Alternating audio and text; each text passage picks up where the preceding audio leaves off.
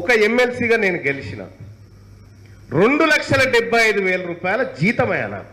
2,75,000 రూపాయల జీతం.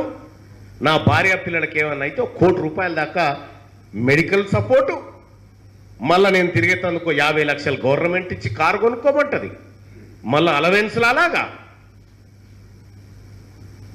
నేను నెల రోజులు ఎమ్మెల్సీగా ఉన్నా జీవితాంతం పెన్షన్, ఆర్టీసీ బస్ ఎక్కితే ఎక్కడన్నా ఫ్రీ, మళ్ళీ రైలు ప్రయాణాలు. ఒక ఎమ్మెల్సీకి, ఒక ప్రజాప్రతినిధికి ఏం దక్కుతా ఉంది? జీవితాంతం ఈ వ్యవస్థ కోసం విద్యార్థులను తయారు చేస్తున్నటువంటి అధ్యాపకులకు, కాంట్రాక్ట్ లెక్చరర్లకు, పార్ట్ టైం వాళ్ళకి, వాళ్ళ జీవితానికి ఏం దక్కుతా ఉన్నదో సిగ్గుపడాలి కదా మాలాంటి వాళ్ళు. వాళ్ళని చూసిన తర్వాత సిగ్గుపడాలి కదా మాలాంటి వాళ్ళు.